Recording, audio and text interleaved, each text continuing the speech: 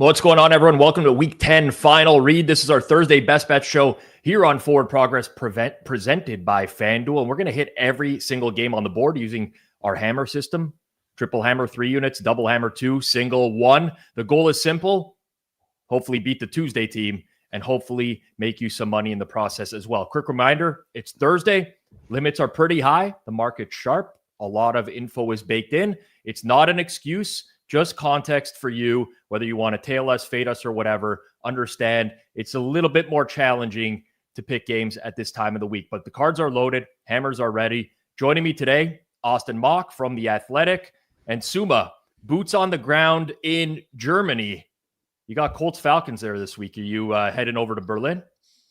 No, I had the chance, but logistics can't make it happen. So I wanted to connect it with a Berlin trip, but did not work out scheduling wise. So it would have been like sitting in the car all day alone. But yeah, I will watch it from the couch, I guess. What's the travel time from where you're like outside Dortmund, right? Yes, it's like west to east, and it's like 5+ hours by car. Might as well get on a plane at that point, I think. No plane from Dortmund to Berlin that day, so nothing worked out. Wow. Roger Goodell absolutely screwing over Suuma and half of Germany who can't make it over to Berlin. Guys, last week we sucked as a group. Each of us lost our triple and double hammers, and we won our singles.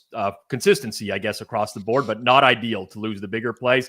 Updated show record for the year, 42-39, but we are now at a minus 3.1% ROI. So hopefully we can get it back on track this week, and maybe some of the bigger plays will hit. And we're going to start it off in Germany for the Colts and the Falcons. This line currently at FanDuel sits at Indianapolis minus 6.5, minus 112. Atlanta got bet earlier in the week, and then the Colts took some action on deadline day as the Colts acquired Sauce Gardner. He's had 2 full practices this week. Looks like he's making potentially his debut for the Colts this week. Total in the game is 48.5. Austin, going to throw it over to you here first. Colts, Falcons, what are you thinking here? I agree or disagree. I agree with the early movement. Disagree with the movement that we saw with Sauce Gardner. I think we kind of are a little too much. Like, how much is he going to know within the system and everything? I think we're overrating that a bit. With the Falcons at plus 6.5, I'm going to make that my double hammer. We just got the news today that DeForest Buckner is out. He's not going to play. That's a big loss for them. On top of that, we're going to see a little bit. There's been a little bit of a downturn in stuff with Daniel Jones. Obviously, last week was not a good game. He's been taking more sacks when he's been getting pressure. That is a concern for him. For me, with his play, because he's been so just mistake proof through this early going. So yeah, I'm on the Falcons mainly just because I think we're overrating the Colts defense. I think the Falcons will be able to move the ball. I think they'll be able to run the ball. And yeah, I think 6.5 in a game in Germany is a little steep here for the Colts to be laying. Double hammer for Austin. Suuma, I was going to say this is in your backyard in Germany, but we've established it's nowhere close to your backyard. It's like basically another country away. But what are you thinking here between Colts and Falcons? The DeForest Buckner injury really scares me for the Colt defense. Their edge depth is also super thin. Taquan Lewis was DNP today, Samson Ebukam as well. So very thin along the D-line. I think Sauce Gardner, I think Big Lou will probably find a way to maybe move him around, put him on Drake London, and the Falcons offense exclusively runs through Drake London and Bijan Robinson. So that might be an advantage, but never know how much he can pick up within like four days with a lot of traveling. I think that the Colts offense has or might have a massive advantage because Indy plays a lot of these tight and heavy sets, 12, 13 personnel, 37% of the time. And the Falcons defense is very bad overall at defending that type of personnel. They give up a 59% passing success rate and 0.33 EPA per dropback against 12 and 13 personnel. And they also struggle to defend certain run concepts that the Colts like to run, like power, man-do. I think we saw it in the Niners matchup and in the Bills matchup, where the Falcons defense really struggled with these kind of condensed, strong, heavy run games. So I think this might be a game where we see a lot of JT runs, and Shane Steichen might just stick to that run game unless or until the Falcons defense proves that they can handle it. I do not take too much away from last week, 6 turnovers. I think that the Colts overall still moved the ball quite well. It was a lot of bad turnovers. I was leaning Colts before the DeForest Buckner news. That caught me a little bit off guard. Neck injury also doesn't really sound that good if you're ruled out early. I mean, he probably was ruled out because they were traveling to Germany and he was not traveling with them anyway. So, but yeah, thin D-line of the Colts really keeps me off of that game right now. I don't like these European games because they're early in the morning. They set the tone for the day. You lose an early European game, you feel like shit before the 1 o'clocks even start. I hate it. That said, triple hammer, the 3-banger. I'm with Austin on the Falcons this week. And it's important to note there's a lot of market resistance on this game. So I bet this at pretty much the same price that it's at right now. And it's still my biggest edge on the board. I agree with a lot of what you said, Suuma, but with regards to the Colts offense here, this is going to be an outdoor game in Berlin. It's cold weather, cold grass field. I think that hurts an explosive offense like the Colts. I do have some concerns on the Atlanta side of things, on the interior line with Matthew Bergeron and Chris Lidstrom. One of them will probably play. But at the end of the day, the Colts defense has benefited from a very, very soft schedule of opposing running games. Like when you look at the run games of the teams that they've gone up against, they have not faced a backfield that's even remotely close to this. They lose to DeForest Buckner, who, listen, is not maybe the best run stopper anymore, but still a big defensive lineman that they're going to have to replace. And I think the Atlanta ground game can expose this quite a bit. So I like that opportunity for them. And you look at this O-line for the Falcons this year, again, maybe some injuries, but top 5 in pressure prevention, top 5 in sack avoidance. I think Michael Penix will have some clean pockets to work from in this game and pace off of the running game as well. So I am going 3 units, triple hammer, Falcons, and I will be probably miserable watching this on the pizza buffet live on Sunday morning. All right, let's move on to our second game on the list here. Appreciate everyone in the chat, by the way. If you haven't smashed the like button yet, just please do so. Send out some good vibes to the Google algorithm. We're going Ravens and Vikings as our next game. Ravens on extra rest, having played Thursday Night Football last week. Vikings off a big upset on the road at the Detroit Lions. As it stands right now at FanDuel, Ravens have been steamed out to 4.5-point favorites, minus 106. Total 48.5, juice towards the over. I'll start with you on this one, Suuma. Lean Ravens. Yes, Vikings, great game plan on defense. McCarthy made a few nice plays with his legs and also against man coverage. But I'm not sure that with like 1 week of tape and a very good Ravens defense the last couple of weeks, they are finally healthy. They have moved Kyle Hamilton more to the slot around the line of scrimmage. Aloy Gilman is fitting in nicely. Marlon Humphrey is now playing on the outside again. So this defense has really come along, and I think that they will make the Vikings offense life very hard. And then on the other side, I just want to see the Vikings defense try to do the same against Lamar, because Jared Goff, yes, they caught him, I think, completely off guard with all these A-gap blitzes. But I think that if there's a quarterback with like legs, like Lamar Jackson, who can avoid more of these kind of blitzes, I think they will not get home as much as they did last week. I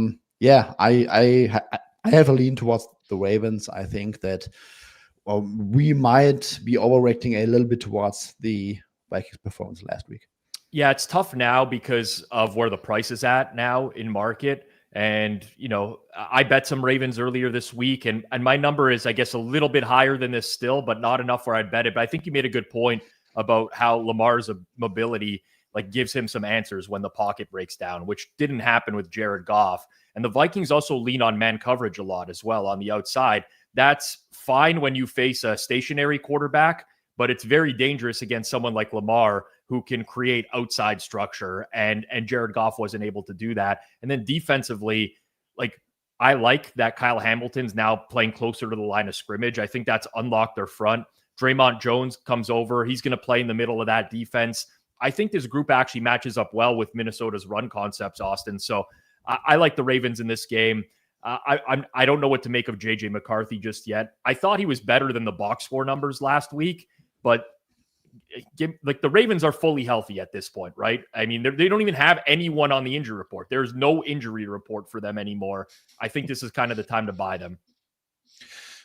Yeah, it's just a tough price. I don't know if I can get out to, it's 4.5 now, cheaper vig on that. But yeah, that's the main question for me, is how are they gonna still be able to generate pressure? And the Vikings offensive line seems to be in good shape. I don't know how, you never know with their injury report. It could surprise you a little bit, but that's where I'm going to be looking at, is can they generate pressure? We saw the early season JJ McCarthy, when he was dealing with pressure, it wasn't good. They are more healthier now. Darisaw, he didn't get any time with Darisaw and Jordan Addison early in the year, so that is something to watch there. So I don't have too much of a lean in this game. I think it's kind of properly priced. But yeah, the concern that I have, if I were on the Vikings, it's kind of, you guys are both leaning towards the Ravens a little bit, what is kind of what, Rob, you were talking about with the man coverage, Lamar's legs, and you have these blitzes. There's not as many guys to fill up if he does scramble and get outside the pocket. So that is something to watch there. And yeah, that's that and another week of JJ McCarthy is kind of the biggest takeaways for me in this one. Yep. All right, we're going to move on in just a second here to the rest of the early window games, but FanDuel is making Week 10 even bigger with a chance to win a share of $2 million in bonus bets tonight. That's right, $2 million. They do this for Thursday Night Football. Here's how it works. You opt in, you place an anytime touchdown bet on tonight's game using your profit boost, and if the player you pick scores either the first or the last touchdown of the game, you're going to earn a share of $2 million in bonus bets. $1 million for first touchdown, $1 million for last. I'm looking at prices right now in front of me. FanDuel has some really good prices on Bo Nix tonight, best in market, on Tyler Lockett as well. Remains to be seen how that Raiders wide receiver core is going to shape up for tonight's game. But it's just one more reason to bet the NFL with FanDuel. So whether you're feeling good about that opening drive or you're banking on a clutch finish, now is the time to get in the game. Visit FanDuel.com/forward-progress to download the app today and get started. FanDuel, an official sportsbook partner of the NFL. You must be 21 plus and present in select states. For Kansas, in affiliation with Kansas Star Casino. 19 plus, physically located in Ontario. 18 plus and present in DC, Kentucky, or Wyoming. Opt-in required. Must apply profit boost token on select market. Prize pool to be split equally amongst all eligible participants who made the first or last touchdown pick. Bonus issued as non-withdrawable bonus bets, which expire 21 days after receipt. See terms at sportsbook.fanduel.com. Gambling problem? Call 1-800-GAMBLER. Visit fanduel.com/RG. 1-888-789-7777 or visit ccpg.org/chat in Connecticut or visit mdgamblinghelp.org in Maryland. Hope is here. GamblingHelplineMA.org or call 800-327-5050 for 24/7 support in Massachusetts. 1-877-8-HOPE-NY or text HOPE-NY in New York. Call Connects Ontario at 1-866-531-2600 or visit connectsontario.ca. All right, keep it moving along here. We're going to the AFC South, where the Davis Mills-led Houston Texans will host the Jacksonville Jaguars. Houston looked in control last week against Denver. CJ Stroud gets hurt. Davis Mills comes in. Offense sputters. They end up losing the game. And now they find themselves as home underdogs in this game, as Jacksonville's -1.5, -05 at FanDuel. Total's been a bet all the way down to 37.5 here. Suuma, I'm going to go with you on this one. I know we both bet some Houston last week. I feel like we were hard done by in that game. Absolutely. I think in hindsight, it was the correct side. Needed a big Bo Nix scramble late in the fourth to seal this one for Denver. Going back to Houston here, I think the Jaguars are bad on both sides. Travis Hunter on IR, Brian Thomas very likely not going to play. Jacoby Myers, I'm just not sure how much he's going to play. And they are going to face the number one defense in the league. this Texans defense is absolutely amazing, and I just don't see how the Jags move the ball here. And on the other side, Jags defense, I don't like them at all. They were pretty decent against the run earlier in the season. Yes, Devin Lloyd will be back, but I think Davis Mills will just be enough. And using my double hammer on the Texans here. Yeah, I'm in agreement with you on this one. And I came very close to making this a hammer play as well. It just missed the cut for me. If maybe I had the luxury of one more day and seeing a final injury report, it might be there. Will Anderson came back to practice today. That was very big for the Houston defense. And really, I think that defense can dominate this matchup because they play like very disciplined, too high coverage, takes away a lot of explosives. It forces the other team to stay patient and move down the field methodically. The Jags do not do that well. That's been Trevor Lawrence's weakness all year. They make too many mistakes. They take too many penalties on offense. There's just not enough consistency. And I'll say this about Davis Mills. He's bad. Like we know what Davis Mills is at this point in his career, but coming in and facing the Denver defense is pretty strong, especially that defensive front. They caused a lot of havoc and created a lot of chaos against that Houston O-line. And that Houston O-line is not great. Be missing some players likely at guard and tackle this week in Ed Ingram and Titus Howard, potentially at least. But I still like them to hold up a lot better against Jacksonville's front than I do Denver. So I'm with you here, Suuma. I will do the hashtag wrong team favored in this game. I think Houston should be favored in this game. What say you, Austin? Yeah, I'm in the same boat. This was on the short list of possible single hammers for me. There were a couple in play. The big thing, like Jaguars, how far we've gone from when everybody was kind of saying that this defense was really, really good. And if you dug a little bit deeper, I think we had previously said it on one of the shows early in the year that so much of their success was driven on turnovers, and that's just not a way that you want to live in the NFL. And we've seen that, since week 4, their 30th in success rate, 23rd in EPA. So I just don't know what this team, like what does this team do well? And I think, Rob, your point of them having to go drive down the field like consistently, kind of not get the chunk plays because Houston doesn't allow those. I don't love that as a path to success. So I lean that way as well. I'll be rooting for your hammer play there, Suuma, because it almost got in the card, which means it's probably going to win. I was about to say the same thing. I dropped it last second, so I think that might be a winner for you, Suuma, on the card for this week. We'll keep it moving on here. In the NFC, it's the Giants and the Bears. This one, kind of an ugly one, both in terms of the teams that are playing, but potentially the weather as well. You're seeing that with the total. The total's been bet down quite a bit. I think Sunday night we had some 49.5 in market. We're all the way down to 46.5 at FanDuel right now, through a key number of 47. The Bears also took some money yesterday. They're out to 4.5-point favorites, minus 105 in this game. Guys, I don't have a strong opinion here, but I find the weather to be interesting in this game if it holds up, because we're looking at a mix of rain and snow, winds 15 to 20 mile an hour, gusts near 30. That's rough for passing. It's rough for kicking. It's rough for basically anything through the air. But I think if those conditions hold, it favors the Bears. Like, the Bears have one of the better run blocking units in football, top 5 in both success rate, explosive run rate. They live in a lot of outside zone concepts, which is where the Giants have struggled big time this year, bottom 5 yards per attempt on those types of runs. So I feel like if this were neutral conditions, Austin, I would probably have a lot of interest in the Giants at this number. But with the conditions that we're expecting, I think it swings the game towards the Bears. Yeah, it's weird to kind of say like the weather can really impact it. But in terms of matchup, because the Bears do run well, the Giants are just horrible at stopping the run. 2 yards before contact per rush this year. So yeah, even, if you have concerns about either team throwing the ball, like who's the team that's likely to continue to have success and run the ball? If it is as bad as it's going to be, that where, you pretty much can't live through the air.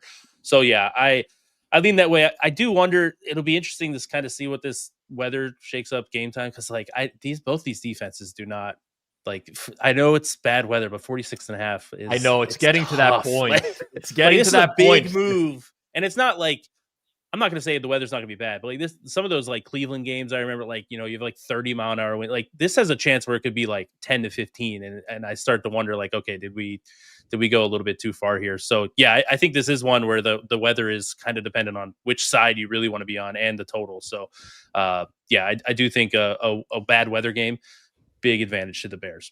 Yeah, it's funny you mentioned that because I set notifications for 46.5. I'm like, once it crosses 47, I'm going to bet the over. And then it hit. I got the notification. I'm like, nope. Might as well just wait a little bit longer. But I agree. I mean, I don't know that these warrant.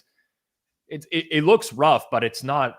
This is not like nothing's going to move through the air here, Suuma.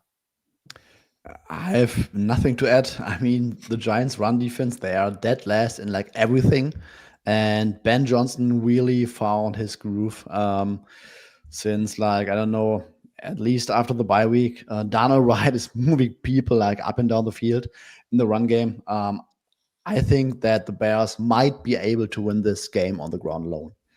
Yeah. I think for anyone who might be listening to this on Friday and you have the luxury of a final injury report, these are deep injury reports for both of these teams. The Giants were missing a lot of corners last week, 3 corners. Cordell Flott looks like he's probably going to return. There were some injuries on the Chicago Bears defense as well, on the defensive line.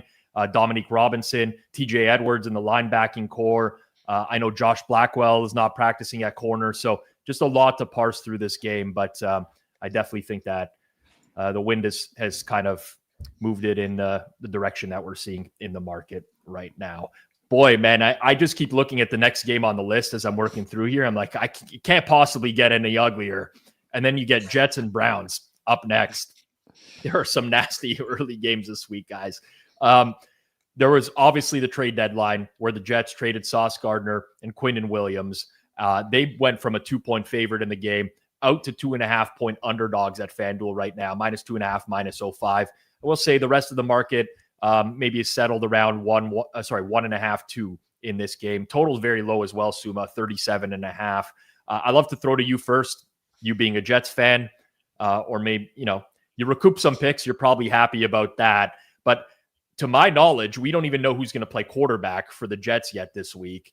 I feel like this is such a challenging game to handicap with so many moving parts. Yes, absolutely. Also, market has moved out a lot. The Jets were, before those trades, 31st in passing DVOA and 28th in passing EPA per dropback. And now takeaway Sauce already got carved up by Flacco. I mean, who is not getting carved up by Flacco these days? But Quinnen Williams was their best defensive lineman. Quincy Williams got benched this week, so he's not going to start. I mean, yes, the Browns' offense is bad. Cedric Tillman is coming off IR, I would assume, this week. I still think that the Browns will somehow find a way to somehow move the ball on them. Harold Fannin, DNP with a hammy today. So those midweek downgrades with a hammy always look a little bit iffy. But I think the Browns might, this Jazz defense, they look so bad on paper right now. I have to assume that even Dylan Gabriel will string together a few drives.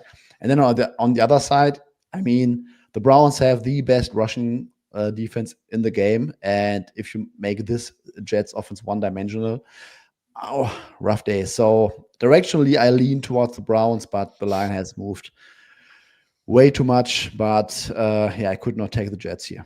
I wonder how the Jets defense will change without Sauce and Quinnen Williams there, because they played a lot of man and like one high coverages with those guys in the lineup.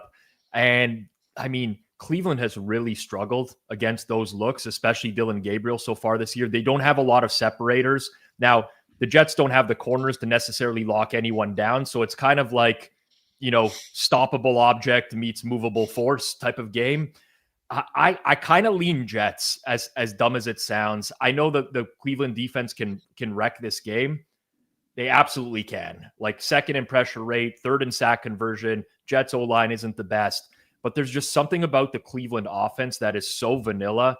Like Dylan Gabriel, he's not right now at this level that he's playing at is I got to say, I think the worst starting quarterback in the league. I think he's been horrendous, Austin. So not really sure I'm going to do anything with this game. Probably not. But at current market, I somewhat lean Jets. Yeah, I can't. I'm neutral. It's one of those games that you don't even really. I don't have too much to say. Part of me is like, okay, you have the Jets, like who this defense going to start drifting in towards like Cowboys and Bengals territory, and like a total this low hurts me to like, okay, that's got to be an over. Then I look at the Browns offense and I'm like, okay, now I get why we're back into that low number there.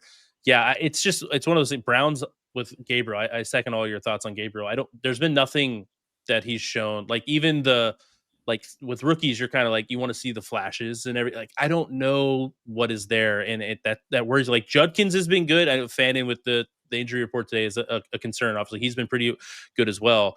Like, I don't know what they can do, but it's like you said, the Jets defense is so bad. So what are we going to get? So long-winded way of saying, I don't really have an opinion. Yeah. But like when a defense is this bad, I kind of lean over, but I don't know. I'm just going to ignore this one for now. If I watch a dozen plays in this game on Sunday, it'll be a dozen too many. I mean, can't tell you how little interest I have in this game.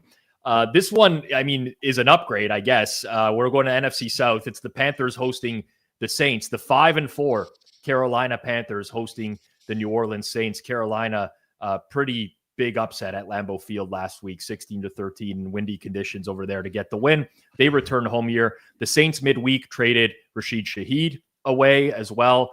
Devon Vele, I think, going to get a lot more run for them in the wide receiving core, as is Brandon Cooks. As it stands right now at FanDuel, market is Panthers -5.5, -08, total 39.5. We got two different hammer selections on this game, one on side, one on total. Suuma, I'll start with you on this one. Yes, I'm using my single hammer on the Saints. To be honest, it's challenging to give a great explanation for why to take the Saints, to be honest, but I just cannot get to that number. Panthers laying 5.5, almost 6, feels kind of wrong. And the Saints, if you look at their last 8 games, I don't have it in front of me, but I think that we would put 7 of those opponents in the playoffs right now. So they had a very, very challenging schedule. They were in a lot of these games, like at the Bills, for example. So I think even though the Fighting Eagles have been playing well and just upset the Packers on the road, I think this is still a step down in class in terms of opponent strength for the Saints here. And I'm just grabbing the number. All right. Single hammer for Suuma on the Saints, likes the number there. I actually lean Saints as well, Suuma, but I like the under more in this game. And I'm going to use my single hammer on the under at 39.5 right now. Both teams have kind of been dealing with offensive line injuries for a bit now. Carolina's maybe, I guess, a little bit healthier than they've been on the O-line for a while, but still not at full health. The Saints are going to be without Eric McCoy, who's on IR, but the right tackle, Tylese Fuaga, as well. And I just don't know about that offense with Tyler Shuck there. This offense does not have anything down the field. It's been a problem all year for explosive plays. They trade away Rashid Shaheed, and I was going to say that hurts them from an explosive standpoint, but they weren't even having him run routes downfield. They were using him more underneath and over the top. That's what the offense has been so far this year, is trying to methodically work down the field and sustain drives. And I just don't think that they can do it with the O-line they have, the weapons they have, and the quarterback they have. On the other side, the Saints aren't like a pure run stuffing team. I wouldn't call them that, but they're actually very good at creating negative plays in the running game. And that to me is a big problem for Carolina, because their whole offense is like dependent on staying ahead of the chains, right? If the Saints can win on early downs and you get Bryce Young into 2nd and long and 3rd and long, that's where I think the offense struggles to stay on schedule. They just don't have the explosiveness either. So given both teams' limitations and the injury situations on the O-line, I find it hard to imagine either offense finding like a big rhythm in this game. So I like the under in this game. I think this is going to be a slow, physical, low-scoring type of game. Austin, I'll let you in here. You don't have a hammer selection on the game, but curious what your thoughts are. Yeah, if anything, I lean Saints. Probably not getting involved unless we like see it ticks up a little bit. But kind of echo everything that you guys have said. Like the I don't know if I really want to be laying points with the Panthers. And to Rob's point about if they do get behind the sticks, you don't really want Bryce Young operating in 3rd and long, very, very much. But on the other side, I don't know what the Saints offense is going to be. It's been nothing all year. To Suma's point, though, they have kind of been frisky in a lot of those, like with those tough games. Not so much in the recent weeks, but there have been a few games where they've kept it close. And there, so I don't know if, despite the 5-4 Panthers record, and we're rooting for them because of the Fighting Eagles, but yeah, I don't know if I can be laying this. So I lean Saints in this one. All right. We're going to keep it moving here in just a second. There's over 500 watching right now. If you're on Twitter, you're more than welcome to watch on Twitter. But if you want, you can always hop over to YouTube as well. There's a live chat going in real time, and people talk about the games as they're going on. So you can share your opinions, chat with Xshesh in the chat, who's here every single week, pissing everybody off per usual. But we appreciate you, Xshesh, no matter what. For those on YouTube, take 2 seconds, smash that like button. If you enjoy the show and you're not subbed here on Forward Progress, please sub, set notifications as well. You get a notification every single time we go live. Heading over to the AFC East, we have the Dolphins, who were trying to sell at the deadline, but really didn't, taking on the Buffalo Bills. Current market here, Bills -9.5, as they are coming off of a very big win over the Kansas City Chiefs last week. Total in the game, 49.5, juice to the over at -120. Guys, this is true story that I'm going to share with you right now. Tuesday night, I had like a very vivid dream. This is real, by the way. Very, very vivid dream. I wake up on Wednesday morning. I'm processing this. I'm on a boat by myself. I'm sailing a boat. I never sailed in my life before, but I'm sailing a boat, and it's a very peaceful, calming day. The sun is out, and as I'm sailing, all these dolphins are just leaping out of the water beside the boat. And then I saw the Bills injury report on Wednesday, and I'm like, I think this was a sign. I like the Dolphins as my number. I had this dream. The Bills defense, like everyone is banged up, even if they're playing, even if players play, their entire defense is banged up at this point. Give me the Dolphins, double hammer, +9.5, -115. I think Miami's offense can create some matchup problems here. We saw this. They played on Thursday Night Football earlier this year, and Miami had some success moving the ball. The Bills rely very heavily on zone coverage. Tua's very efficient against those looks. They also struggle defending a lot of inside zone, and that's like a core of Miami's ground game. You can expect Mike McDaniel to come up with a good game plan here. I don't know how the Dolphins necessarily get stops, but we've seen a lot of games from the Bills where they just sleepwalk through the game every now and then. You just don't know, right? I'm not saying they're going to have like a letdown after Kansas City or whatever, but I'm sure to them that felt like a Super Bowl last week. And maybe you don't get the same type of game planning against an inferior opponent that's going to be without Chop Robinson in all likelihood on the defensive line. So I just think it's too many points here. It's an ugly one.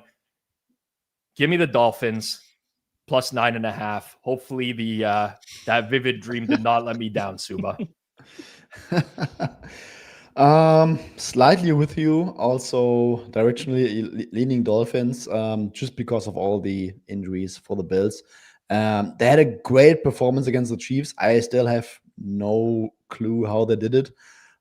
Exceptional, but that run defense in general is still very, very bad. And the Dolphins had something in that first game, and I also can see them moving the ball quite a bit here. So I also cannot quite get to 9.5. So agree. Yep. Austin, I'm just looking at the Bills defensive injury report from today. So Daquan Jones back practicing, as is Joey Bosa, both dealing with injuries. Michael Hoyt went on IR with the Achilles injury. So AJ Epinesa has got a concussion, probably not playing. Shaq Thompson probably not playing. Christian Benford, DNP, with a groin injury today. Teron Johnson's been dealing with a groin injury. They have 2 safeties on IR. At some point, listen, the Dolphins suck, but they're an NFL football team, and we've seen them create offense. I also think that the Dolphins game against the Ravens was a little bit misleading. I thought they moved the ball better than the final score would indicate in that game as well. Not sure what you think of this one. I mean, this is a hold your nose special.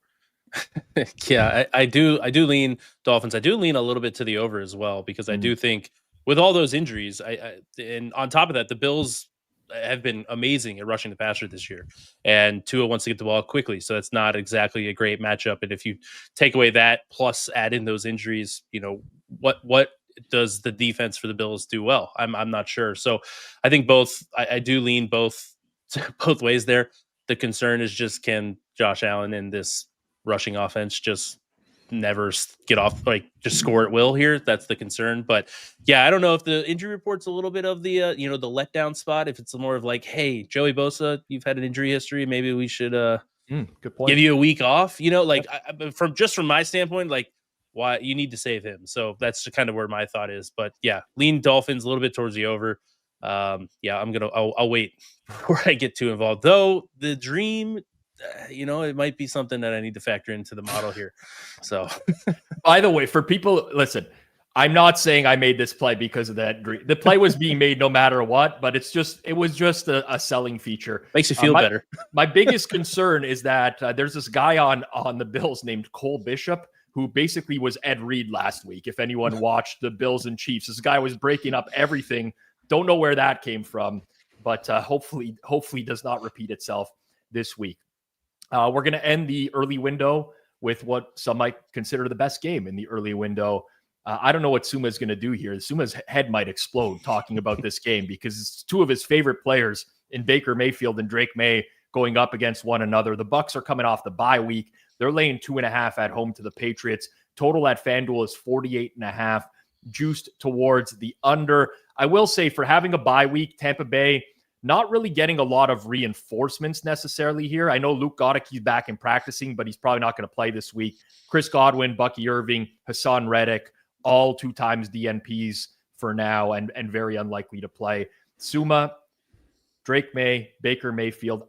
The one positive I will say is Baker had that oblique injury, and he's got a little bit of a week to rest. He looked not right, so maybe we get him back to full strength in this game.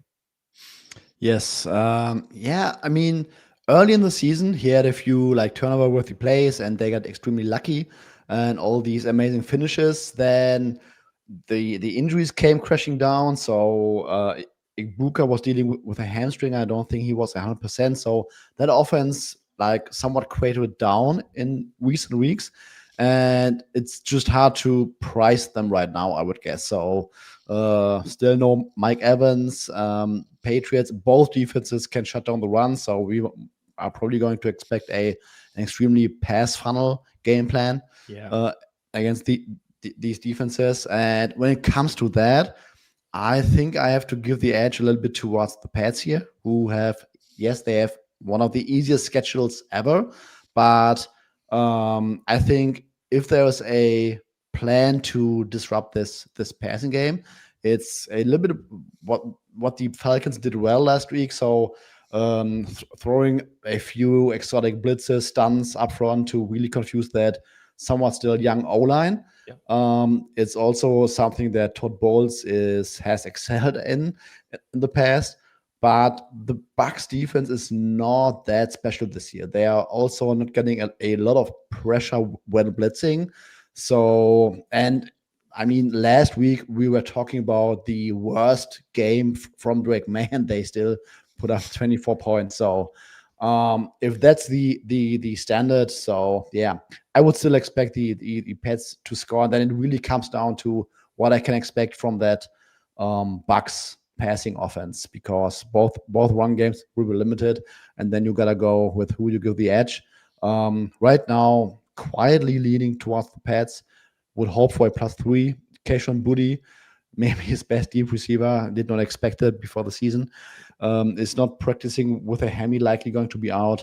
So yeah, small lean towards the Pats, but really nothing else. Yeah, some talk in the chat, Austin, about Tampa's play prior to the bye. Couldn't move the ball in the Saints, couldn't move it on the Lions with no corners. I mean, if you watch those games pretty closely, I'm just speculating, but it's been coming out. Like, Baker wasn't right in those games. He looked off to me. I don't know. Maybe I'm just drawing a narrative up here. I don't really have a strong opinion on this game. I would certainly have interest in the Patriots at 3 if Tampa Bay gets bet. But that's the only thing I can add to this. Yeah, same. I would be looking for the 3. I bet the Bucks against the Lions. Like, they had chances to, like, they had guys open and Baker just missed them, whether for whatever reason, just bad game, injury, whatever it is. So, like, the opportunities were there. It's just, what version of Baker are you going to get? Is he healthy? All these things. So yeah, it's just a tough game to price. The weird thing about the Bucks, the inside zone concept, they've struggled with, and that's something that the Pats have run a little bit. So I that's something to watch if they do try to, because a lot of teams just abandon the run against the Bucks, when Vea's in there. So it might come down to like who can find a little bit in the run game, because both of these teams are so stout against it. So yeah, nothing here. I'm pretty neutral unless we see a Pats +3, which yeah, I'd be pretty almost sprinting to the computer for that one. I would gladly take that. Yeah, it's an interesting one. Like, New England's offense is so pass heavy under McDaniels now. Like, they throw at one of the highest rates in the league, and Drake May's handled it well. And last week's second half was kind of an anomaly, because if you look at his numbers against the blitz this year, they've been really good. He's top 5 EPA when defenses bring extra pressure. That's kind of the key to Todd Bowles. He's going to send blitzes more than just about anyone in the league, and he's looked very calm in the pocket. He's capable of punishing those looks. So I think it's fairly priced now, honestly, but let's see where this one goes. We're going to move to the late games in just 1 second. 3 games in the late window. I often have my odds screen up in front of me over the course of this show, so I could bring you the numbers in real time. And with football in full swing and basketball back on the board, now is the time to lock in the BetStamp Pro odds screen. Pro is built for high-level bettors who need to spot and scale up edges fast between NFL Sundays, college Saturdays, daily NBA action.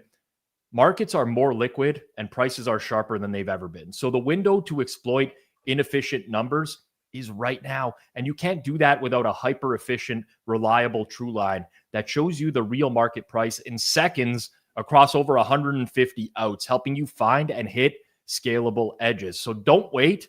The opportunity to capitalize on these markets is right now. I helped build this odds screen. I use it every day. I vehemently believe in it. Visit betstamp.com/hammer. You can scan the QR code on screen to apply for a demo as well. And the one thing I'll say about this is spots are limited during the season. This isn't a product that's sold at mass. When that happens, too many people are betting things at once. Their accounts are getting limited. It's just not great for that reason. So if you do want to check out a demo, scan the QR code, betstamp.com/hammer, and just remember, spots are limited for that one. Okay, late window. Let's start with the 49ers and the Rams, as this has been all one-way money so far on the Rams, and we've kind of settled in market with LA -4.5, -110 on the road. 49.5 is the total. Historically speaking, the underdog has fared well in these matchups for whatever reason. I probably put very little stock into that, but for 49ers, Rams, the dog seems to pull these out. And we saw that earlier this year with Kyle Shanahan with a great game plan, getting the ball out of Mac Jones's hands very quickly. Austin, I am just incredibly concerned about this 49ers D-line. And the Rams are one of the most efficient offensive lines in football. In the passing game, they're number 1 in sack avoidance, top 5 in pressure prevention. That 49ers defensive front is in shambles. They rank dead last in pressure rate and second to last in sacks since Nick Bosa went on IR. It's almost unthinkable given the talent level coming into the season. But at this point, I don't know that you can do anything with it unless you want to come back on the 49ers. And I just don't, Austin. Yeah, I think it was 38% pressure rate when Bosa was playing. It's dropped down to 26, which is not shocking because they've had other injuries. It's not just him. And then obviously Fred Warner as well. So, yeah, like I was looking at Mac Jones has been good against cover 3 this year. That's what the Rams want to run. I think they run at the second highest rate in the league. And so, like, there is a matchup there. Like, I was looking when I was breaking this game down a little bit further, like, okay, hey, maybe the Niners can move the ball a bit.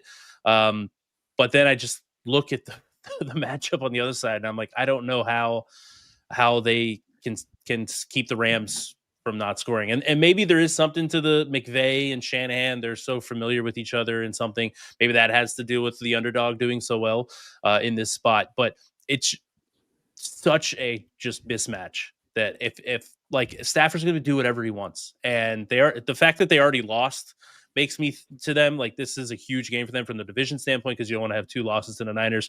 Like they're giving absolutely every angle that they possibly could here. I know that they're doing that every weekend, but this is like a huge game for the Rams, being a road favorite. So I'd have to numbers lean Niners, but I just cannot. I don't see a path to stopping the Rams offense here, and I'm good. The edge is not big enough for me to want to get involved. So that's the concern, is how do the Rams not score 30 points? Yep. The good news for the 49ers, Bryce Huff is practicing. They lost Mikael Williams, their rookie, to an ACL injury last week, so he went on IR. Ricky Pearsall still not practicing. He's been like 5. This guy has been out longer with this knee injury than when he got shot, like in preseason last year. I can't even believe it. But, I was about to say, Suuma, like the Rams just seem so healthy, with the exception of Puka, who's very likely going to play, and their cornerback situation, Akella Witherspoon, Darius Williams. But they were the healthy team when these teams met on Thursday Night Football. That was the whole handicap and why the line steamed out towards the Rams in that game. And Shanahan came in with like an S-tier game plan in that game. Now the Rams have that to work with. And I would be shocked if they don't make adjustments to this 49ers passing game. That would be exactly my point. Like in that first game, like everything short was open, and I would be very interested to see like how the Rams counter that. Like, do they play closer to the line of scrimmage? Do they maybe press a little bit more and try to hold Mac Jones in the pocket?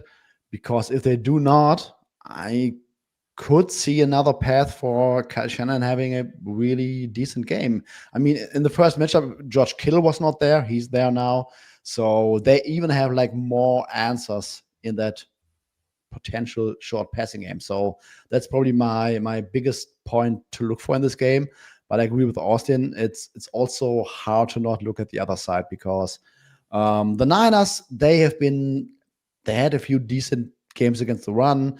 They also played tighter coverage against the Giants last week, but this is the Rams offense, and I just don't see how they get A, pressure, and B, cover those guys. No play for me, but it's probably hard to not like the Rams offense. Yep, I'm with you. All right, keeping it in the late window, we got the Commanders hosting the Lions. Commanders will be starting Marcus Mariota at quarterback after a pretty gruesome elbow injury for Jaden Daniels last week. And it's more injuries to the Washington Commanders as well, especially on the back end. They lose Marshawn Lattimore, who frankly wasn't having a good season by any stretch of the imagination, but he still is a corner and he's on IR.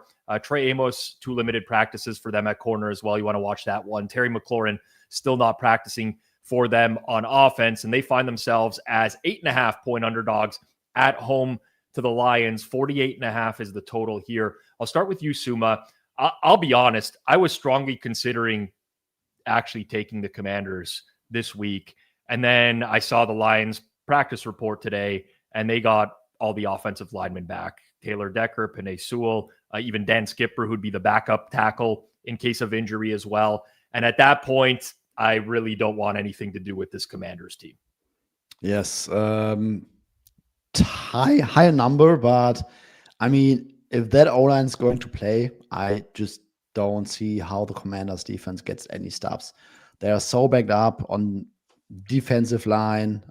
Yes, Louis is going to play, but secondary, and you said it, they were not good to begin with, or even before those injuries. So I can see Lions offense having a field day.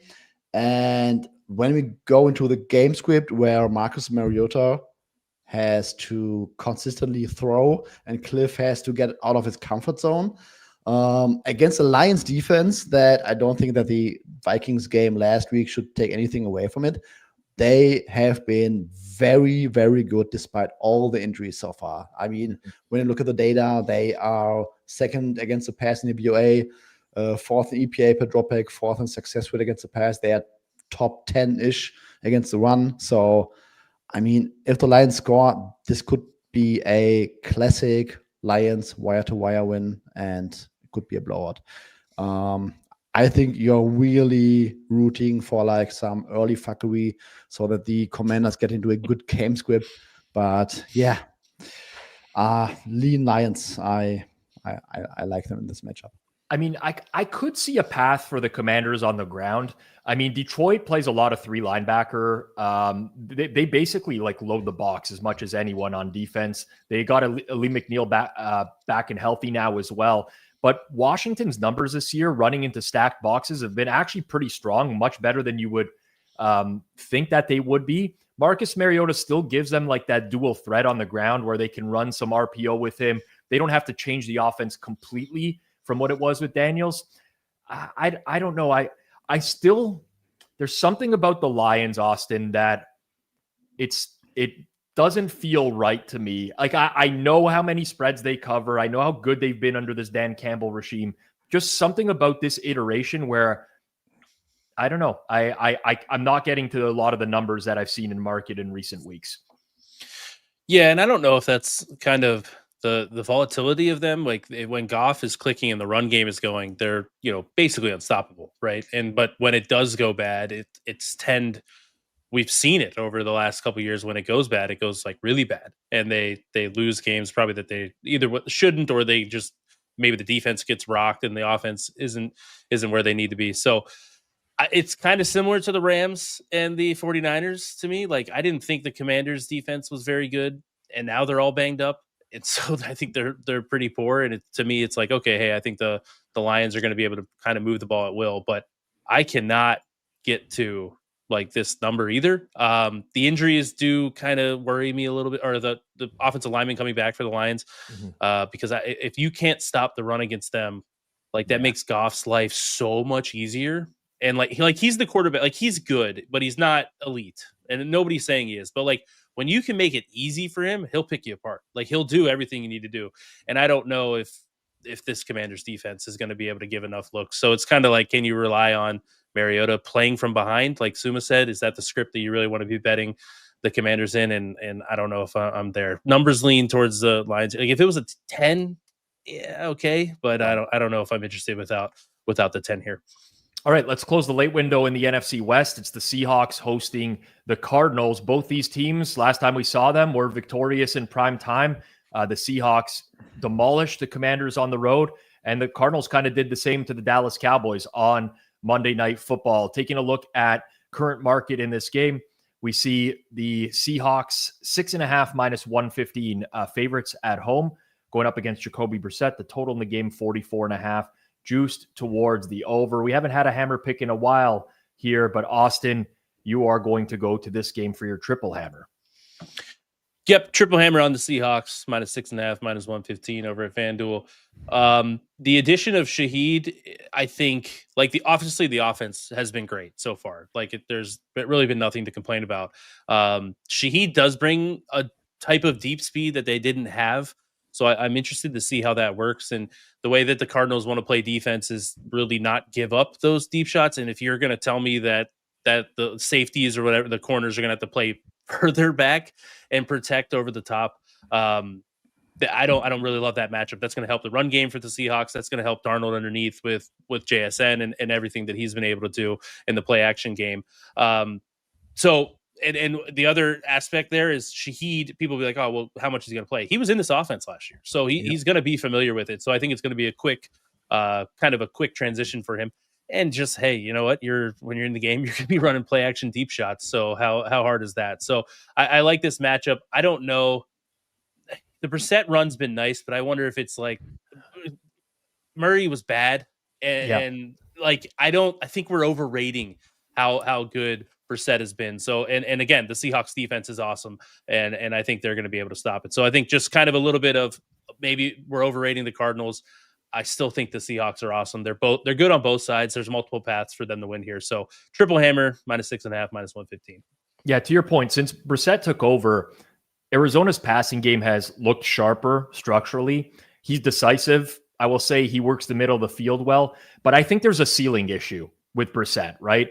And yeah, I mean, listen, he carved up the Cowboys last week. We've seen this happen to the Cowboys week in and week out. This Seattle defense is top 3 in adjusted pressure rate, top 10 in adjusted sacks. That's like a tough fit for a Cardinals offensive line that is like pretty average. And then defensively, Arizona's beat up again. Like they finally got players back last week. They activate Walter Nolan. Now this week, Max Melton, Will Johnson not practicing. And like that's a bad recipe against the Seattle offense that is cooking with play action. They cook with heavy personnel. The Cardinals like to play light personnel on defense. Like there's a lot of paths here where I think that they can get bullied. So I'm with you, Austin, but I peeped our Google sheet before the show and we put the games that we're considering, and Suuma was considering the opposite side of this one on the Cardinals. So I'm interested to hear that take. Yes, was considering the Cardinals as a single hammer, backed off. So we do not go head-to-head against the Tuesday crew because we gotta make up some ROI. So the Will Johnson injury is pretty bad for the Cardinals defense. He was LP yesterday, and a downgrade to DNP is like always really, really bad, because I thought going into this week, this Cardinals defense, they have been playing better. They are finally healthy. First matchup, there was no Garrett Williams, there was no Will Johnson, there was no Walter Nolan. And I thought, yes, if you have these cornerbacks, if you maybe do not match up with all the heavy personnel that all the other defenses consistently do against the Seahawks, despite the Seahawks not being able to run the ball, and you can maybe get more pressure on Sam Darnold, I thought this might be somewhat of a decent recipe to, I cannot say contain the Darnold offense because they are lights out, but maybe not allow as many deep shots / bucket throws as the other defenses did. But no Will Johnson, if he's not going to play, this is terrible for the Cardinals defense. I mean, the Cardinals, I gotta give them credit. They were like a obvious flag in the Colts end zone away from upsetting the Colts. They played the Packers really tight.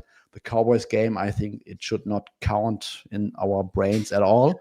And what I also like is that this coaching staff has like completely flipped from that somewhat half Kyler, half Drew Petzing offense to a Jacoby Brissett offense, like under center play action, 6th O-line usage rate. And Brissett is really doing what Kyler cannot do, standing in the pocket in condensed pockets and deliver down the field and deliver over the middle of the field. So I really like what I saw from the Cardinals, and I had a lean to the Cardinals, but backed off, and I'm now rooting for Austin's hammer. Well, could have guaranteed ourselves a win, Suuma. Could have done that instead. True. Dirty Reg in the chat. I think the Seahawks run game is a bit overrated, or maybe it was that they didn't really need to run it. So, I mean, their efficiency hasn't been good this season, but I will say this about the Seahawks. I think everything they're doing in the run game is to set up one-on-one on the outside. They they use a lot of heavy sets, like I mentioned. And normally I don't love that style of offense where you sacrifice some plays with like inefficient runs to set up stuff later, but it's been working for them all year. It really has. So I'm not going to pick on that team right now. Greg Olsen made a few great points, so that he would, if he was a DC, he would just not match with base personnel. Just let them run the ball, let them gain 4 to 5 yards on the ground, and just prevent all these play action bombs, because the Seahawks are averaging like double the yards per play if they throw the ball out of heavy personnel versus running. So why would you just stack the box? Just play the pass. It's easier said than done, though. I've seen some teams try to play like these shell coverages against them, and they're figuring out ways on the outside to they're just beating every concept. We'll see, though. I actually think the Cardinals will do that this week. They did that to the Cowboys last week, where they played a lot of shell. Don't let any deep passes go through. It'd be an interesting matchup for sure. It's also tough if you start giving up 4 to 5 yards per carry over and over. Like by the end of the game, your defensive front is going to get beat up. So it's one of those kind of like you have to pick the lesser evil, and I don't know if either are like a great way to live. It's true. Sunday Night Football, we have the Chargers taking on the Pittsburgh Steelers. Obviously, big news here would be the injuries on the Chargers O-line, in particular left tackle Joe Alt, but right tackle Bobby Hart, who came out of nowhere and has actually been playing okay for them, also dealing with an injury as well. Most of the threes in market are now gone, and we sit at Chargers -2.5, -115 at FanDuel. Total in the game 44.5. Juice towards the over at -115. I'm going to go to you here first, Suuma, because this is your triple hammer this week. Yes, triple hammer on the under. Having a hard time seeing both of these offenses put up a lot of points. So when you watch the Colts Steelers game, I think that the Colts still move the ball pretty well overall, despite the turnovers. But what the Steelers did was a completely 180 from what they have been doing the first 8 weeks. They played a lot more too high. Jalen Ramsey is a safety now. And I think that their coverage unit overall is not necessarily going to get better down the stretch. But I think that it might force opposing quarterbacks to hold the ball a split second more on some of these looks. And then the pass rush, which is still good on paper, has not gone home all season long, but now they might get more pressures overall and more coverage sacks as a result. And that might be a genius switch if they continue to do so. And against this Chargers O-line, I mean, the splits, on-off splits are sometimes noisy. You need context. Yep. There are confounders, but Joe Alt, even if you adjust for like all the other injuries over the past 2 years, the Chargers offense with Joe Alt on the field are 6th in pass DVOA. Without him, they drop to the 27th offense in pass DVOA. EPA per play or per dropback, 10th to 27th. So they turn into a bottom 6, bottom 8-ish passing offense without Joe Alt on the field. And you saw that visually against the Titans. As soon as he was out, there were blitzes coming home. There was more pressure. Herbert not feeling comfortable in the pocket. And I think that the Steelers have the D-line to exploit that. So, Chargers run game, I'm also not a fan of. So this might be I'm expecting a low-scoring game from like both of these offenses. Steelers offense, there's nothing that really gets me going about this team. Since Khalil Mack is back, the Chargers have been better against the run, have been better overall. Steelers might be able to run the ball a little bit, but I also don't see them creating many explosives. So like the matchup for both defenses and going with the under. Yeah, to your point, Steelers offense isn't exactly built to light up the scoreboard either. I mean, they're bottom 5 in explosive play rate. They don't hit many deep shots. The ones they do are not deep shots. It's all yards after catch.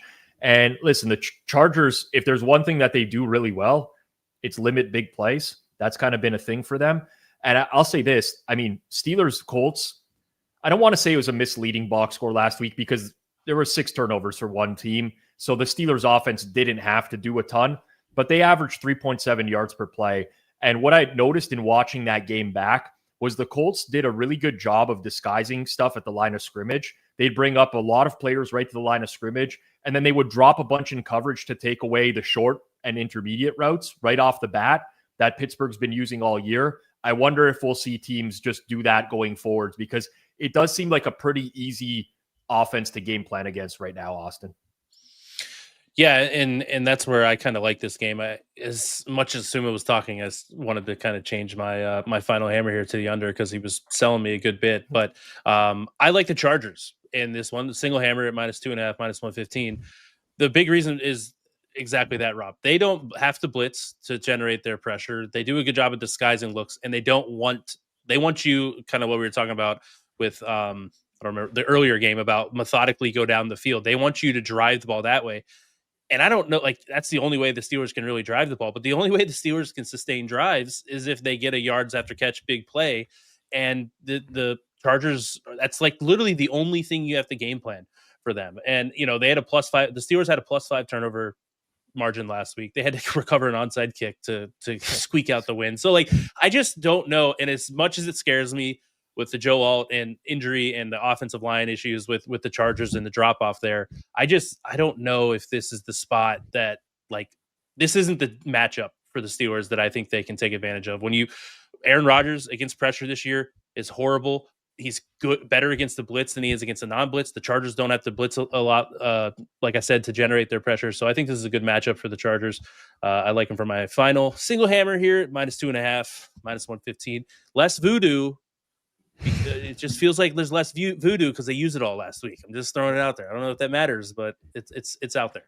Maybe. I will say this. I've seen a handful of Chargers games in history where they had to use a silent count in their own building. This might end up being one of those games. And the Chargers also have negative voodoo. So yes, it's true. For years, the Anthony Lynn years, the Brandon Staley years as well. Man, I don't want to bring up bad memories for some people out there. Monday Night Football, Packers, Eagles. I am very much looking forward to this football game. Eagles coming off of a bye week.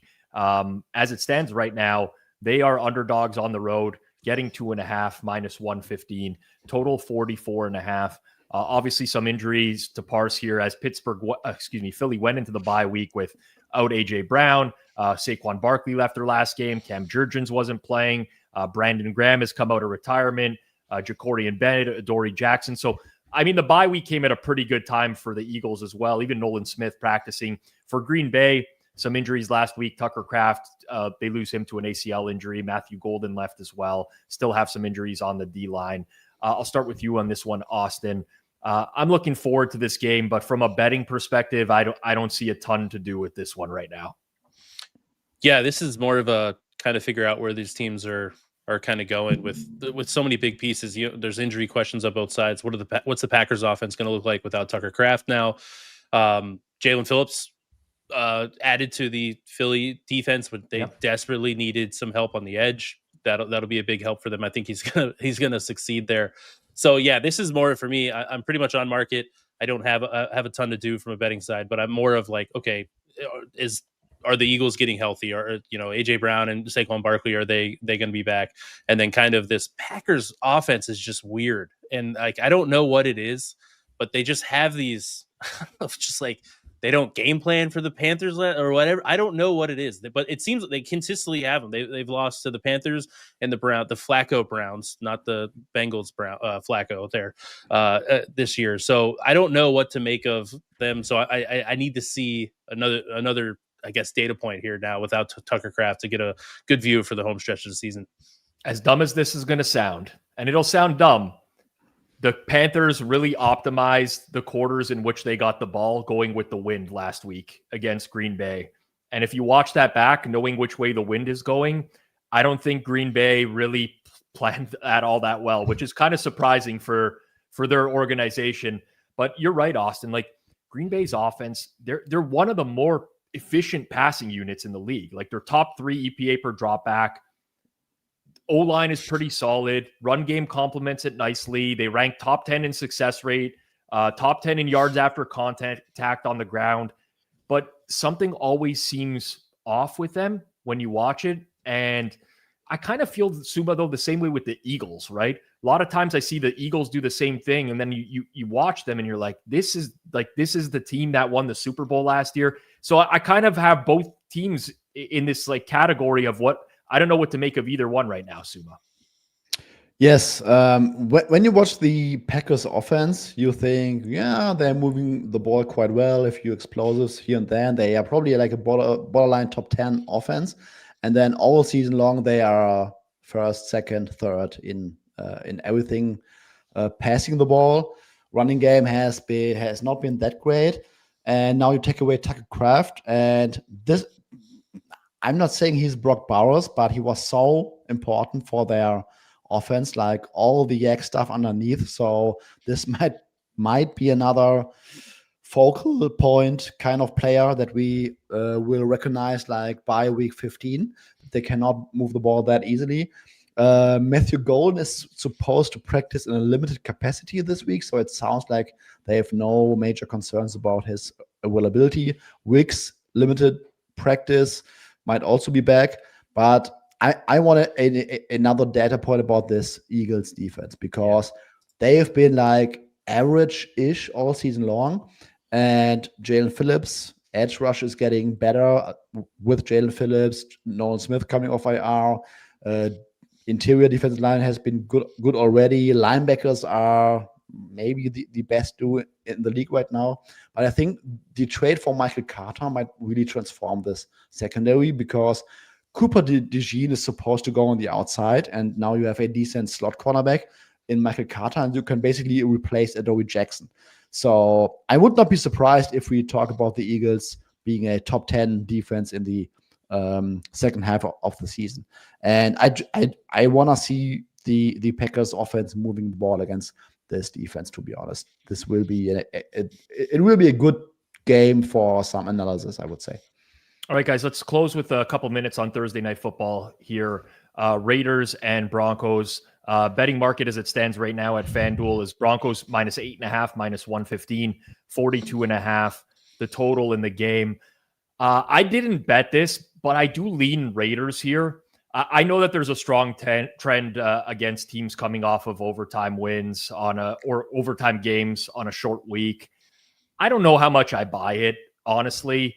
Like an extra quarter of football is going to kill these guys on a short week. I don't necessarily believe it. I also struggle with the Raiders because the offense finally looked functional last week, and Brock Bowers is worth so much to the offense when he's at full health. But they also struggled through 3 quarters and couldn't get anything going until late in that game. He gives them a real matchup weapon over the middle. Denver's defense happens to play a ton of man coverage, even with Patrick Surtain out. Vegas has kind of handled that pretty well this season. They've been able to get separation, but the receiving core is not great outside of Bowers. I also struggle, with what to make of the Broncos offense on any given day, Austin. Like Bo Nix, to me, you don't know. The range is so wide on what he can give you in any individual game. They should be able to generate some offense. I mean, outside of Max Crosby, this isn't a defense that strikes fear into you, but I just can't get there when you need this Broncos offense to win by margin. They've shown consistently this year that they've struggled to do that. Yeah, I mentioned earlier about the Jaguars defense being like super high in EPA per play and not great success rate. Those have kind of converged. The Broncos offense is basically that. They're not good down to down from a success rate standpoint. Their EPA is outpacing that. Are they going to be an explosive offense all year? Maybe, but that's one of those things that I'm not really loving to see when I'm modeling these teams and backing them. So I lean Raiders as well. The one matchup that I like to see here is just that Geno Smith has been horrific against pressure this year. The Broncos generate a ton of pressure, but Geno's actually been decent against the blitz, and the Broncos do blitz a good bit here. So they're not just strictly going to, drop 7 and rush 4. So that's kind of the matchup here. If the Raiders are going to keep this in, and with Bowers and how impactful he is, can Geno, I guess, punish the blitz before the pressure gets there? Suuma, any thoughts? Raiders, Broncos? I think if you bet the Raiders, you really need a strong game from Brock Bowers. Well, I thought you were going to say some strong alcohol or drugs or something like that. That probably as well, yeah. So this is a different offense with Brock Bowers on the field, but the bar was still was very low, like without him. So they are maybe like, I don't know, the 24th, 25th best offense with him on the field, and that's not really a major jump, but it might be some jump. And Broncos defense, I think they are just too good. They will get too much pressure, and I would not be surprised if this was a classic 2025 Geno 2 to 3 turnovers kind of game. And on the other side, the Raiders passing defense, I think, might be their Achilles heel today, because they cannot generate pressure. They have Max Crosby, but I have them second to last, just in front of the Niners in terms of generating pressure above expectation. So this might be another game where Bo Nix does not look good, does not need to do much, but Sean Payton is scheming all those guys open, and this might just be enough. All right. We'll end it on that. Broncos Raiders tonight. We are live here on Forward Progress at 8 p.m. Eastern time for a live watch along. And honestly, these are the types of games where you could really use a second screen companion and talk it through with a lot of the nails. And of course, G-Stack George, Alex Moretto, takes by Jason Cooper. It's real-time reactions, a lot of prop sweats. Hitman joins in the fourth quarter, no matter what, even if it's a blowout, and he'll find some bets. He's actually had a really, really good year finding live bets in the fourth quarter. So set a reminder, join us 8 p.m. Eastern time on Forward Progress right here on YouTube. Reviewing our picks for this week. I am going with the Falcons in Germany as my triple hammer, plus 6.5, minus 0.8. I'm taking the Dolphins as my double hammer, plus 9.5. Very prophetic dream on the Dolphins. And then Carolina, New Orleans under, single hammer. Suuma is taking Sunday Night Football under, Chargers and Steelers. Texans on the money line, and he's going with the Saints getting 5.5. Austin is going to ride the Seahawks, minus 6.5, minus 115. He's in agreement with me, or I'm in agreement with him. Let's just say we agree on Atlanta. And then Sunday Night Football as well. Chargers minus 2.5, minus 115. Before we get out here, there was a message at the top of the show I'm just going to bring up really quickly. I don't know if anyone saw the Marshawn Nealon story. Dallas Cowboy commits suicide at the age of 24. It is incredibly heartbreaking. I think this is a really good message to send out there whenever stuff like this comes across. So, if you have any friends who might be down in the dumps, it's always worth reaching out, just checking in, making sure everything's okay. A lot of this stuff is preventable nowadays. So if you ever feel you have someone close to you who's struggling, make sure you check in on them because it could make a huge difference. Thank you, everyone, for hanging with us today. Big thank you to Suuma, Austin, my producer, Barbara Alberts behind the scene. We're doing Thursday Night Football later on. Hope to see you back here. If you're not here for Thursday Night Football, you see me next 11 a.m. Eastern time, pizza buffet, Sunday morning. If you enjoyed the show, smash that like button, hit subscribe, turn on notifications, all that stuff. Peace out, everyone. Good luck with your bets this week.